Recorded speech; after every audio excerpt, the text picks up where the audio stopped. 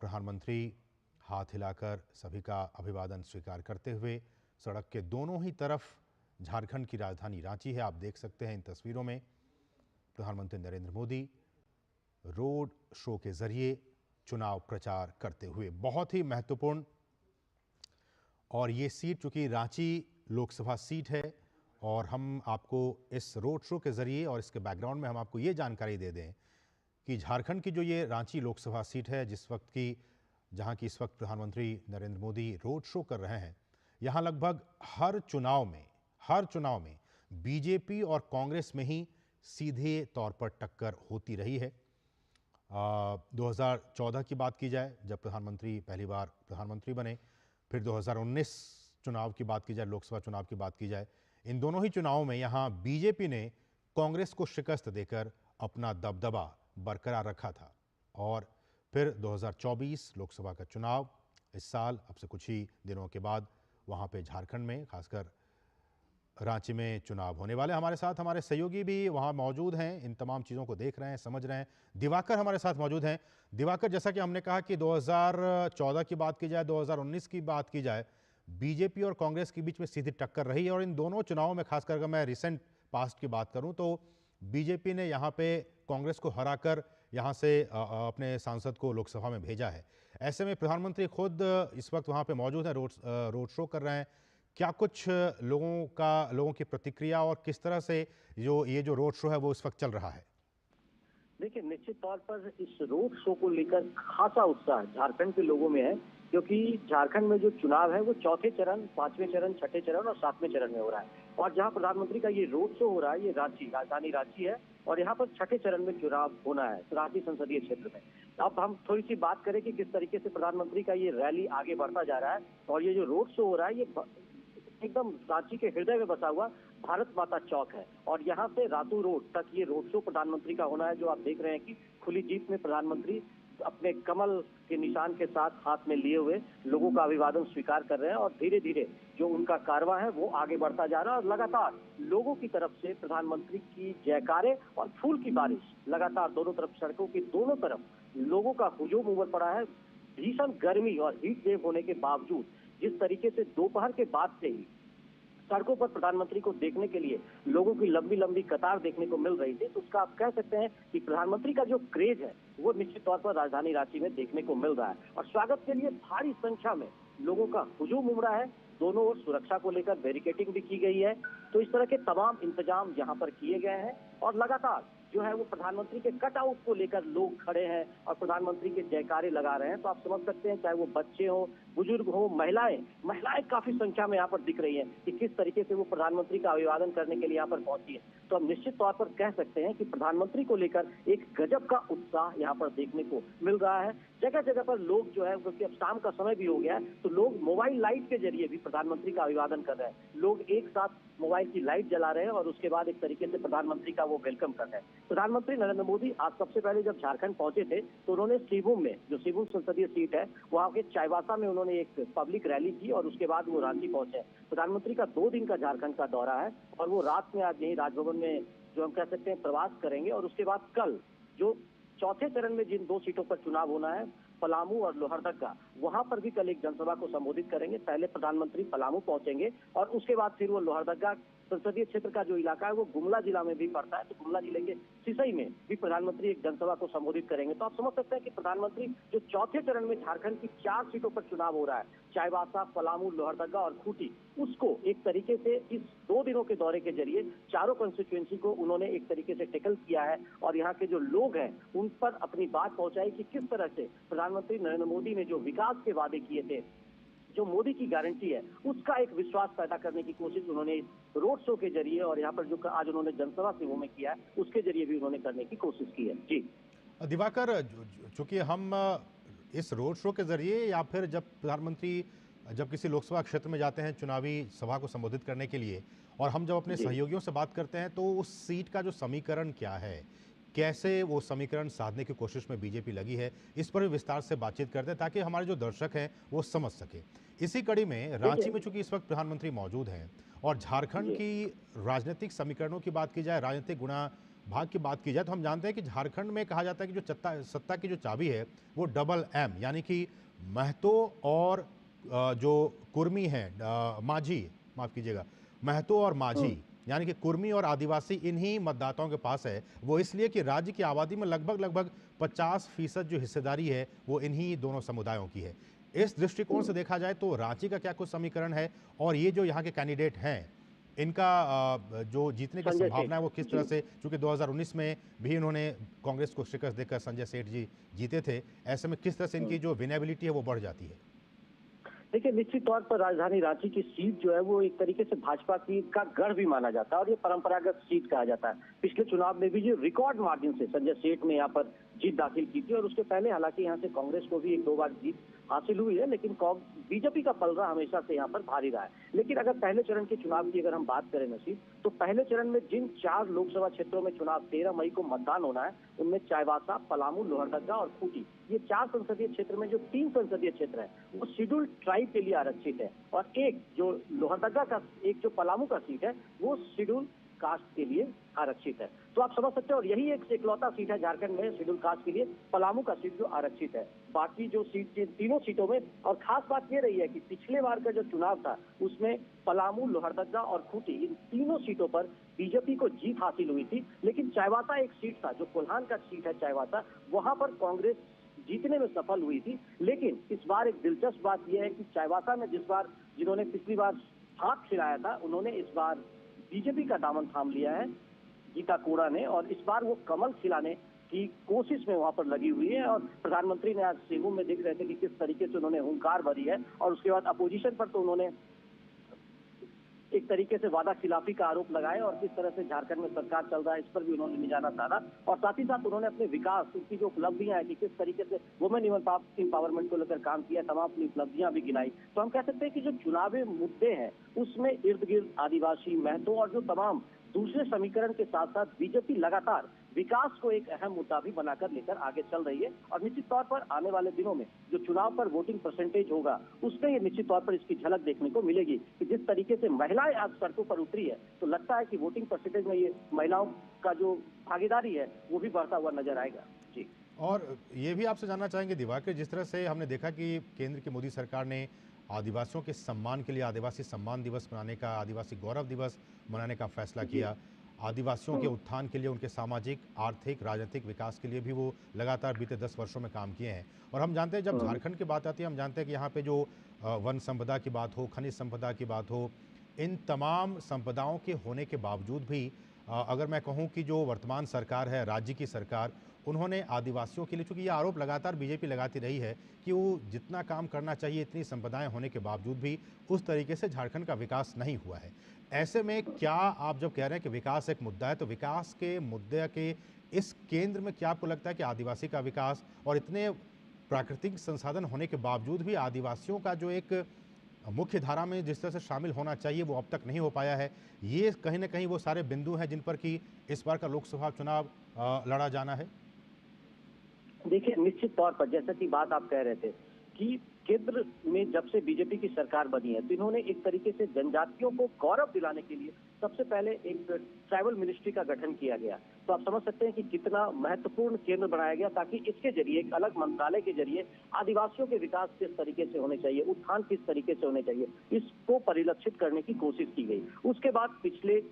साल जब प्रधानमंत्री नरेंद्र मोदी ने, जो बिरसा मुंडा का जन्मदिन है 15 नवंबर, उसको उन्होंने जनजातीय गौरव दिवस घोषित करने की कोशिश की और उसके बाद उसे जनजातीय गौरव दिवस घोषित किया गया और उसके बाद लगातार उसका जो सेलिब्रेशन है वो राष्ट्रीय स्तर पर किया जाने लगा। तो आप समझ सकते हैं कि किस तरीके से झारखंड में जिनको भगवान के रूप में पूजा जाता है, बिरसा मुंडा को, उनका जो जन्मदिन था उसे उन्होंने एक तरीके से राष्ट्रीय फलक पर प्रधानमंत्री नरेंद्र मोदी लेकर गए और उसके बाद आदिवासियों को एक सम्मान की, जो गुमनाम एक तरीके से जो हीरोज और भी दूसरे लोग थे जनजाति समाज के, जिन्होंने आजादी में अपना योगदान दिया था, लेकिन राष्ट्रीय फलक पर उनकी चर्चा नहीं होती थी, उनके नाम के बारे में लोग नहीं जानते थे। तो उसी आधार पर उन्होंने देश के कई कोने में ट्राइबल म्यूजियम जो है वो उन जनजातीय समाज के जो एक तरीके से हीरो थे उनके नाम पर उन्होंने बनाया, और वहां पर उनके जो योगदान है वो परिलक्षित होते हैं, ताकि जो आने वाली पीढ़ी है, जो नई पीढ़ी है, वो जान सके कि कितना देश की आजादी में ये जो जनजातीय समाज है इनकी भी बड़ी भूमिका है। तो आप समझ सकते हैं कि जनजातीय समाज को मुख्य धारा में लाने के लिए बीजेपी ने अपनी तरफ से प्रयास किया है। प्रधानमंत्री लगातार फोकस करते हैं, और लगातार जो प्रधानमंत्री का एक फोकस होता था नरेंद्र मोदी का कि किस तरीके से वो झारखंड जैसे जो राज्य है, पूर्वोत्तर इलाके के जो राज्य हैं, वो जो विकास की गाथा में पीछे रह गए हैं, वहां पर उन्हें किस तरीके से विकास की किरण वहां पर पहुंचाई जाए और उन्हें मुख्य धारा में लाया जाए। तो लगातार उसकी फलक दिख भी रही है, और चुनाव में निश्चित तौर पर ये एक मुद्दा यहाँ पर होगा। और देखिएगा, प्रधानमंत्री नरेंद्र मोदी जब आज सीमू में भी बोल रहे थे तो उन्होंने विकास को एक अहम मुद्दा बताया, और जब कल वो पलामू और लोहरदगा पहुंचेंगे तो निश्चित तौर पर जनजातीय समाज के लिए उनके द्वारा जो किए गए कार्य हैं, और दूसरे समाज और झारखंड में जो नक्सलवाद का उन्मूलन हुआ है उसको किस तरीके से केंद्र सरकार ने उस पर कंट्रोल किया है, ये तमाम मुद्दे निश्चित तौर पर चुनाव में आने वाले दिनों में एक अहम मुद्दा होगा। बिल्कुल। और ऐसे में हमें याद है कि जब बीते दिनों संजय सेठ अपना नामांकन पत्र दाखिल करने गए थे और उस दौरान उनके साथ पुष्कर सिंह धामी भी थे, जो कि उत्तराखंड के मुख्यमंत्री हैं। उन्होंने कहा था उस दौरान संवाददाताओं को भी और वहाँ मौजूद लोगों को भी कि देखिए, आज़ादी के बाद जिसने कि 70 साल तक कांग्रेस ने शासन किया, उसने आदिवासियों पर, जनजातियों पर बिल्कुल भी ध्यान नहीं दिया। लेकिन बीजेपी और मोदी जी ही हैं जो कि हर वर्ग के लिए सोचते हैं। तो मुझे लगता है कि अब इस तरह की बातें कि बीते 60-70 सालों में कांग्रेस ने कुछ नहीं किया और बीते 10 सालों में आदिवासियों के लिए, जनजातियों के लिए जो काम किया गया वो हमारे आपके सामने है। मुझे लगता है ये सारी बातें कहीं ना कहीं जो वोटर्स हैं झारखंड के, खासकर आदिवासी, हमने कहा कि जो अच्छी खासी आबादी है, उन तक वो बातें पहुंचती हैं, पहुंच रही होंगी। और जब वोटिंग का टाइम होगा उस वक्त और नतीजों में भी ये सारी चीज़ें परिलक्षित हो सकती हैं। देखिए, निश्चित तौर पर जनजातीय समाज जो है वो हमेशा से ये मानता रहा है, और ये चीज दूसरे लोगों को भी, चाहे वो अपोजिशन के लोग हों चाहे दूसरे लोग भी, कि जितना सम्मान और जितनी भागीदारी राष्ट्रीय फलक पर इस समाज की होनी चाहिए, जितनी इनकी भागीदारी रही है, जितना इनका योगदान देश के बनाने में और निर्माण करने में रहा है, उतना सम्मान और उतनी भागीदारी उनकी नहीं रही है। तो बीजेपी ने इसको एक तरीके से अपना एजेंडा बनाया है, और उस एजेंडे के आधार पर बीजेपी ने एक जो नारा दिया था कि पूर्वोत्तर के विकास के साथ ही देश की विकास हो सकती है। अगर पूर्वोत्तर का विकास ढंग से नहीं होता है तो देश की विकास की भी अब परिकल्पना नहीं कर सकते हैं। तो आप समझ सकते हैं कि किस तरीके से प्रधानमंत्री नरेंद्र मोदी लगातार उसको फोकस करते हैं, और उन्होंने झारखंड को एक केंद्र बिंदु भी उन्होंने बनाया था। पिछली सरकार जब 2014 से 19 की उनकी सरकार थी, तो कई केंद्र सरकार को जो कहा जाता था कि झारखंड जो है वो लॉन्चिंग पैड है, कोई भी बड़ी योजना अगर केंद्र सरकार की लॉन्च होती है तो वो झारखंड से लॉन्च हो रही थी, चाहे वो आयुष्मान भारत योजना हो, चाहे कई अन्य योजनाएं हो, तो तमाम तरह की योजनाएं यहाँ से लॉन्च होती है। तो आप समझ सकते हैं कि किस तरीके से उन्होंने झारखंड को केंद्र बिंदु बनाया था। तो निश्चित कहीं ना कहीं प्रधानमंत्री नरेंद्र मोदी के मन में ये बात रहा होगा कि आदिवासियों का विकास जितना होना चाहिए था वो विकास नहीं हुआ है, इसलिए आदिवासियों का विकास, महिलाओं की सशक्तिकरण को लेकर लगातार प्रयास किए गए, और उसको फोकस कर कई योजनाएं नरेंद्र मोदी ने शुरू की थी। जी, ऐसे में चूंकि मुकाबला रांची में है, चूंकि प्रधानमंत्री इस वक्त रांची में है दिवाकर, और रांची जी, अगर लोकसभा सीट की बात की जाए तो मुझे याद है, चूंकि मैं फिर से एक बार पुष्कर सिंह धामी के उन बातों को रिकॉल करना चाहूँगा जब वो थे वहाँ पे जी, नामांकन के दौरान। उन्होंने कहा था कि देखिए,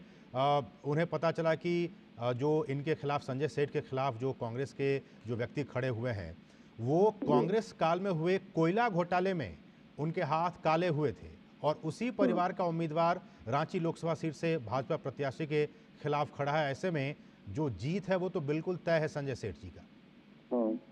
देखिए, निश्चित तौर पर इस तरह के आरोप प्रत्यारोप और जुबानी जंग, क्योंकि 13 मई को ही अब यहाँ मतदान होना है, तो निश्चित तौर पर इस तरह के जुबानी जंग यहाँ पर शुरू हो गए। और जो नसीब आप बात कर रहे हैं, निश्चित तौर पर क्योंकि सुबोध कांत सहाय इस बार चुनाव में वो केंद्रीय मंत्री भी कांग्रेस के कोटे से, कांग्रेस जब यहाँ जीती थी तो वो केंद्रीय मंत्री भी रहे थे, तो लेकिन सुबोध कांत सहाय को इस बार टिकट नहीं मिलकर उसकी जगह पर उनकी बेटी को इस बार यहाँ पर कांग्रेस ने अपना उम्मीदवार बनाया है। वो एक तरीके से नए चेहरे हैं, पहली बार वो चुनाव लड़ रही हैं। तो वैसे में लगातार ये कहा जा रहा है कि संजय सेठ का पलड़ा उस हिसाब से काफी भारी है, क्योंकि उन्होंने जिस तरीके से, संजय सेठ भी लगातार ये बात कर रहे हैं कि विकास, उनके क्षेत्र में विकास हुआ है, वो विकास के दावे को लेकर लगातार लोगों से संवाद कर रहे हैं, अपनी बात रख रहे हैं। और कांग्रेस ने एक चीज और, रांची में जब उनका जो कह सकते हैं प्रत्याशी की घोषणा, इंडी गठबंधन की प्रत्याशी की जो घोषणा थी रांची में, वो एकदम आखिरी वक्त में आकर होती है, जबकि बीजेपी ने अपने प्रत्याशियों की घोषणा और करीब 2 महीना पहले ही कर दिया था। तो एक तरीके से ये भी एक मुकाबले का एक जो हम कह सकते हैं कि बिंदु हो सकता है कि लगातार 2 महीने से जो संजय सेठ है वो संवाद की स्थिति में थे, वो लगातार अपने जो उनके हम कह सकते हैं लगातार वो प्रखंड में, ब्लॉक में, लगातार सब जगह ग्रामीण इलाकों में जाकर लगातार लोगों से संवाद कर रहे थे, अपनी बात रख रहे थे कि किस तरीके से उन्होंने 5 सालों में रांची को एक राजधानी बनाने की कोशिश की है, कि किस तरीके से राजधानी एक और बड़ी बात है कि राजधानी बने हुए करीब 24 साल हो गए हैं रांची को, लेकिन अभी तक यहाँ पर कोई फ्लाईओवर नहीं था, लेकिन वो फ्लाईओवर बनता हुआ यहाँ पर दिखता है। तो इस तरह के तमाम जो दावे हैं वो संजय सेठ की ओर से किए जा रहे हैं कि उनके प्रयासों से ये सब परिलक्षित हुआ है। तो इस तरह के दावे किए जा रहे हैं और लगातार वो लोगों के बीच संपर्क करने की कोशिश कर रहे हैं कि रांची को उन्होंने संवारने की कोशिश की है, एक राजधानी बनाने की कोशिश की है, और जनता उन्हें अगर और मौका देती है अगले 4-5 सालों के लिए तो निश्चित तौर पर राजधानी का शक्ल जो होगा वो बदलेगा और रांची एक खूबसूरत शहर के रूप में उभर कर सामने आएगा। तो ये दावे इनकी तरफ से की जा रही है। हालांकि कांग्रेस के जो प्रत्याशी हैं उनके भी दावे हैं कि संजय सेठ की ओर से कुछ नहीं किया गया। तो ये अभी चुनाव में देखने को मिलेगा, लेकिन जनता निश्चित तौर पर ये देखती भी है, सुनती भी है और समझती भी है कि उसे क्या करना है, उनके लिए कौन उपयुक्त कैंडिडेट हो सकता है, कौन राजधानी रांची को संवार रहा है या आने वाले दिनों में संवारेगा। तो जनता अब इतनी परिपक्व हो चुकी है कि वो चीजों को समझती भी है, देखती भी है और उस आधार पर वो निर्णय लेती है। तो फिलहाल यह कह पाना मुश्किल होगा कि किसका, लेकिन जिस स्थिति से संवाद का सिलसिला चल रहा है और जिस तरीके से संजय सेठ अपनी कम्युनिकेशन कर रहे हैं और दावे कर रहे हैं, उससे थोड़ा लगता है कि उनका पलड़ा राजधानी रांची की सीट पर भारी नजर आ रहा है। नशे बिल्कुल, बिल्कुल, बिल्कुल आप सही कह रहे हैं कि पलड़ा जो है वो भारी नज़र आ रहा है, लेकिन आखिरकार क्या कुछ नतीजे आते हैं वो तो हमें 4 जून को ही पता चल पाएगा। बहरहाल आप हमारे साथ बने रहिए दिवाकर, हमारे साथ हमारे एक और सहयोगी धीरज भी इस पूरे कार्यक्रम को कवर कर रहे हैं, प्रधानमंत्री के रोड शो में इस वक्त वो मौजूद भी हैं। धीरज, किस तरह की जो प्रतिक्रियाएँ हैं आपको मिल रही हैं, किस तरह का उत्साह और जोश का माहौल इस वक्त आप रांची की सड़कों पर देख पा रहे हैं? देखिए, बिल्कुल आपने सही कहा। करीब 7 बजे से प्रधानमंत्री को जो भारत माता चौक है, जो रांची का सुप्रसिद्ध चौक है, यहाँ पे प्रधानमंत्री के आगमन के लिए लगभग 5 बजे से 4:30 बजे से यहाँ की जो जनता थी वो तैयार खड़ी थी। और जैसा कि आप तस्वीर में देख रहे हैं कि दोनों तरफ से जो यहाँ की जो स्थानीय महिलाएं हैं, बुजुर्ग हैं, नौजवान हैं, जोश के साथ प्रधानमंत्री की एक ललक पाने को बेताब लगभग 2 से 3 घंटे पहले से दोनों तरफ सड़क के किनारे खड़े रहे। और जब एक प्रधानमंत्री का आगमन होता है तो एक जो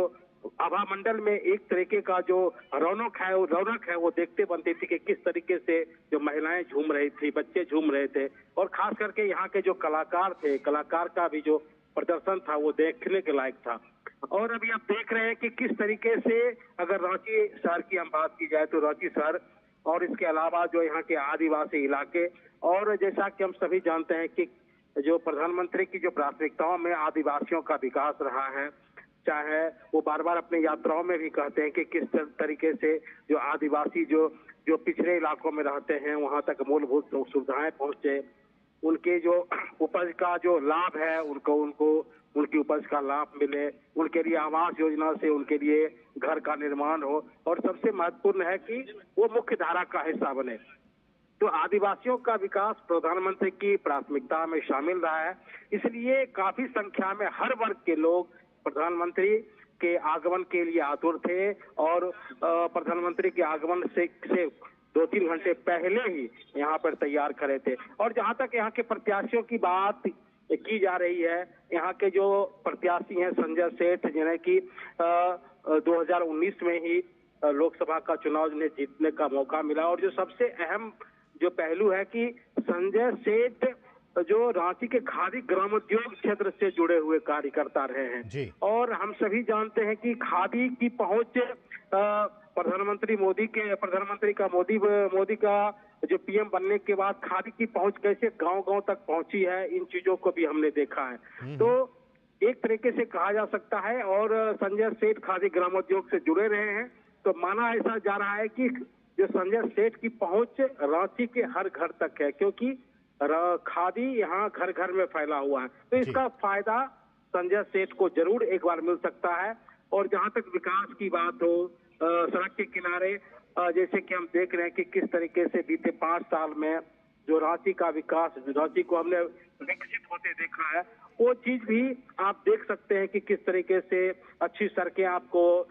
देखने को मिल जाएगी रांची में। और इसके अलावा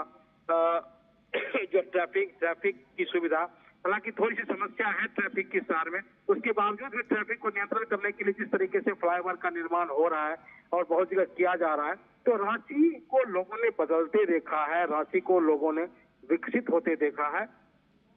तो इसका प्रभाव जरूर संजय सेठ को मिल सकता है। हालांकि चुनाव की बात करें तो चुनाव तो आंकड़ों का खेल है जी। चुनाव के वक्त में किस प्रत्याशी को किस मुद्दे पर मदद मिल जाए ये कहना मुश्किल होता है। और जिस तरीके से कांग्रेस का जो विपक्षी जो प्रत्याशी हैं, विपक्षी प्रत्याशी जिस तरीके से ये बता रहे हैं कि जो रांची का विकास नहीं हुआ है, तो ये कहा जा सकता है कि जब तक मतदान नहीं होता है दोनों प्रत्याशियों के अपने दावे प्रति दावे चलते रहेंगे। और इस वक्त आप देख सकते हैं कि किस तरीके से प्रधानमंत्री की जो रैली है वो बढ़ती जा रही है। और ये 1.5 किलोमीटर का जो ये कारवां है, 1.5 किलोमीटर का ये कारवां राजभवन से पहले ये खत्म होगा। और हम देख सकते हैं कि दोनों तरफ से आम लोगों का जो आम जनता का जनसैलाब फैला हुआ है। जी धीरज, चूंकि आप बिहार से संबंध रखते हैं और बिहार से सटा हुआ राज्य झारखंड है, झारखंड में अगले कुछ चरणों में वहां पे लोकसभा के चुनाव होने वाले हैं, और यही सवाल मैं दिवाकर से भी पूछ रहा था, वही आपसे भी जानना चाहूंगा कि पिछले चुनाव में भी हमने देखा